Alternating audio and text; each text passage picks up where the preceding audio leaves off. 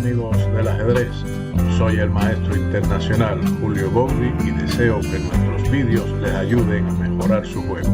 Suscríbete al canal. Gracias.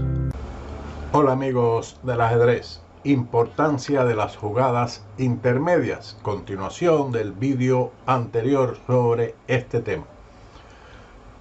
En esta posición, el título que damos es dos jugadas intermedias. ¿Las podrá encontrar? ¿Por qué no se puede capturar la torre en el siguiente movimiento que vamos a efectuar?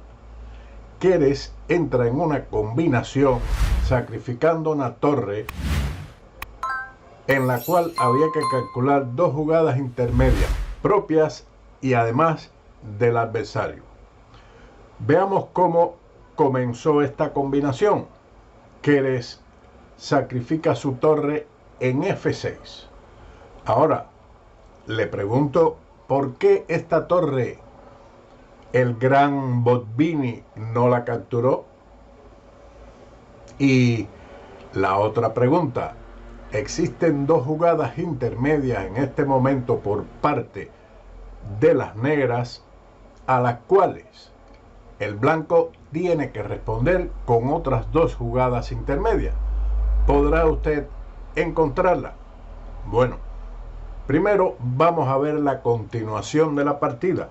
Botvinnik no aceptó el reto y sencillamente jugó torre H7. Vamos a ver. Usted seguramente que en esta posición donde la torre está atacada, que fue sacrificada, se dio cuenta que no puede ser capturada, ya que después de alfil por F6 seguiría dama por D6 jaque. El rey negro tiene ahora dos jugadas posibles, una rey A8 y la otra venir hacia el centro con rey C8, pero en este caso sigue caballo B6 jaque y las negras tendrán que entregar la dama, lo mismo que en la variante rey A8, donde se juega igualmente caballo B6 jaque y la dama tiene que ser entregada, puesto que el rey negro está en posición prácticamente de mate.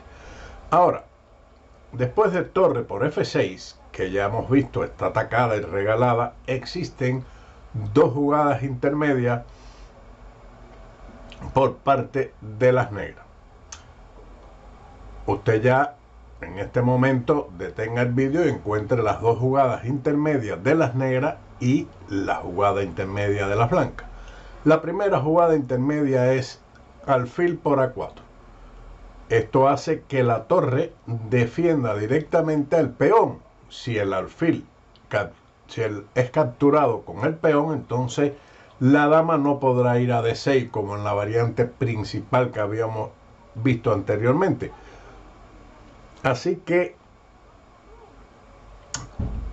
contra esa jugada usted debe haber calculado la otra jugada intermedia, torre F7. Con esto sencillamente se está atacando el alfil y el de A4 queda igualmente atacado. Por lo tanto, se recupera el material, puesto que está claro que en caso de capturar el alfil con el peón, entonces continuaría alfil por F6 y este peón está defendido por la torre, con lo cual la desventaja de material de las blancas sería considerable. Así que con torre F7 quedamos muy bien. Este alfil está atacado y este también está atacado, con lo cual se recupera el material. La segunda jugada intermedia a torre por F6 es la siguiente, B5, con lo cual el caballo debe retirarse, pero a esto también el negro, que bueno, tiene que retirarse, no, quiero decir que si se retira el caballo, entonces ya no existiría el jaque en B6. Por ejemplo, si caballo F6, que sería un grave error, entonces si sigue alfil por F6, dama por D6 jaque, y aquí sencillamente la dama se puede cubrir, ventaja ganadora de las negras.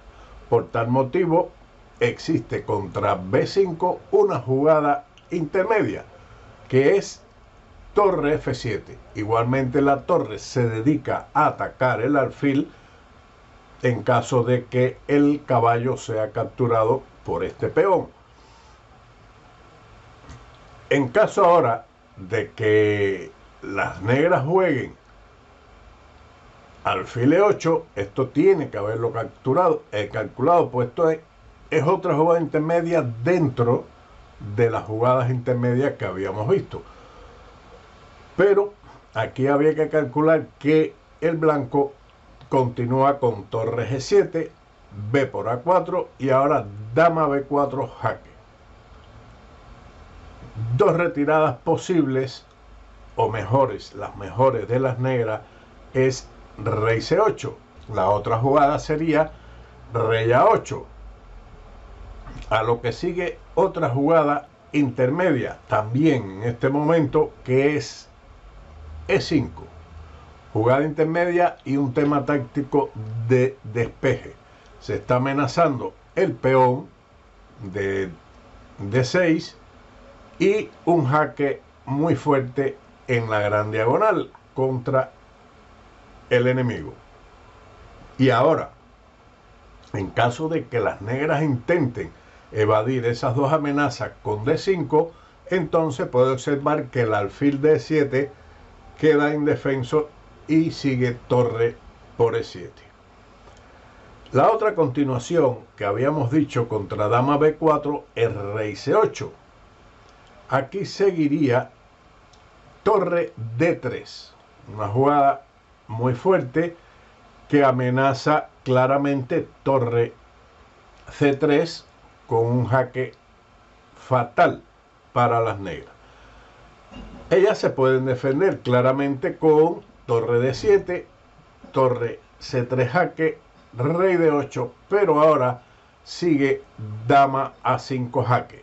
Así que cuando inicia una combinación tiene que realizar un cálculo profundo y previo de jugadas intermedias que pueda realizarle el contrario, y si usted tiene forma de contrarrestarla con otros ataques y otras jugadas intermedias.